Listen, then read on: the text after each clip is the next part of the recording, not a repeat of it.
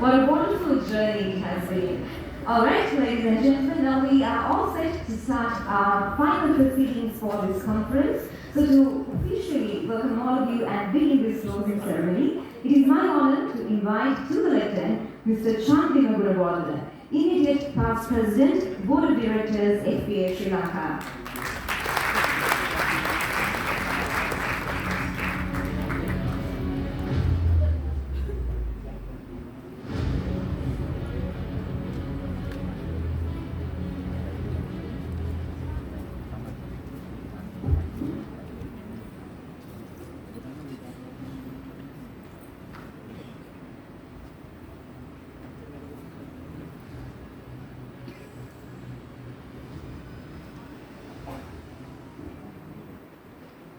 I don't think all of you all have come to listen to me when you see the music set up here. It's much more, I think, fascinating for everybody to listen. Having said that, they give the honors that I have. I go on, Vanakkam, Salam Alaikum, and good afternoon or good evening. Distinguished guests, esteemed speakers, panelists, participants, and ladies and gentlemen. As we come to a close of Reproduction 2024, Sri Lanka's first international conference on sexual and reproductive health, I stand before you with immense pride and gratitude for the remarkable journey we have shared over these two transformative days, dwelling in extensive deliberations that would have enriched all of you to return home wiser than before. The event marks a special milestone in the sexual and reproductive health sector in Sri Lanka, a sector that continues to evolve and grow, fueled by our collective passion and commitment. It has been an honor to witness the rich exchange of ideas, research, and perspectives from professionals, advocates, innovators dedicated to advancing SRH globally. All of you are committed to enhance the quality of life within the SRH sphere. Among you are volunteers offering their services to this noble cause due to sheer dedication and commitment by choice, and those professionals having an unmatched knowledge base and experience in the field of SRH. This conference has not just been a platform for sharing knowledge, but also for reaffirming our global commitment to enhancing the quality of life for individuals and communities through SRH advancements. I take this opportunity to salute you all, volunteers and non-volunteers alike, for providing your time and efforts to this noble cause, catering to the deserving groups across the globe. The discussions we have engaged in spanning adolescent health, family planning, subfertility, gender equality, gender equity, and the growing impact of digital interventions in SRH reflect the depth of our dedication and the pressing need for global collaboration. The challenge that we face in this field are shared across the borders, and it is through united international efforts that we can make real progress. In this regard, it is worth to mention the role of International Planned Parenthood Federation in pursuing the multi-pillar initiatives flagging the ethos of the Federation to serve the deserving communities represented in over 145 countries. For many decades, or perhaps centuries, SRHR was not a labeled doctrine. Based on localized social and cultural practices, I believe the needs would have been addressed in relative terms. The world has moved on. Attention to SRHR has progressed.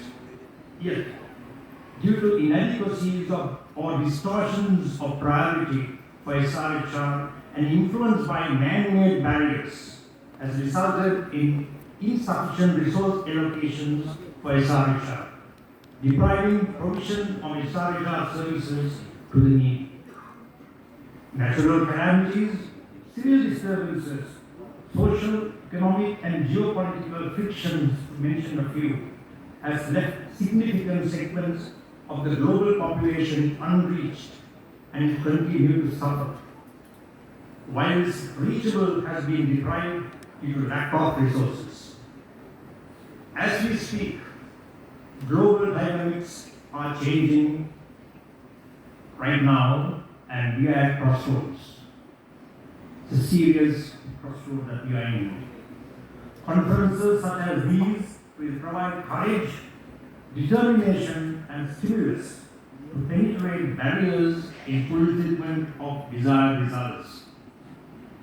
I must underscore the importance of good governance embedded in the way we do things, be it delivering outreach initiatives, advocacy activities, or providing SRH services to the deserving population.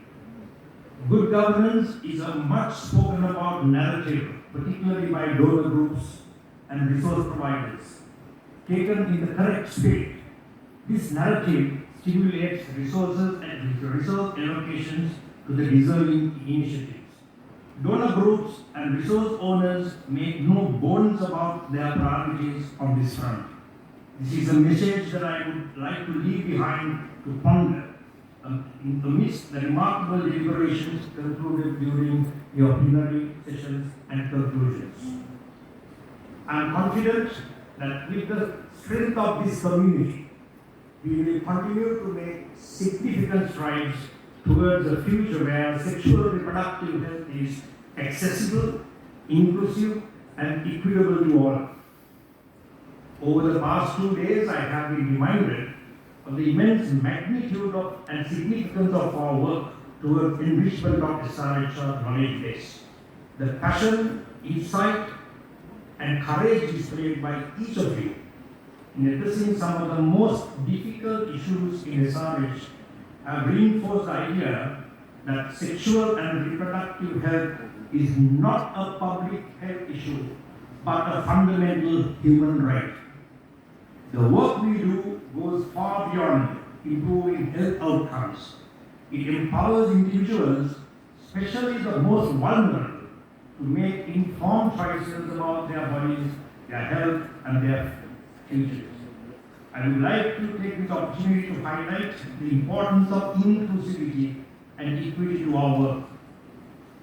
Ensuring that SRH services reach underserved populations, women, adolescents, the LGBTQI+ community, and others who face systematic barriers is a professional and a moral obligation. As we move forward, it is critical that we continue advocating for policies and programs that meet the needs of all individuals, leaving no one behind. The Family Planning Association of Sri Lanka, with over 7 decades of service, has consistently demonstrated its unwavering commitment to supporting diverse communities across the country.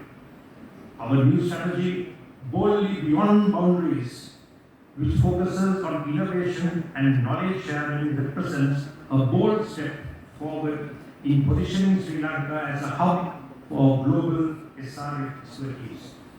Reproduction 2024 is just the beginning of this vision.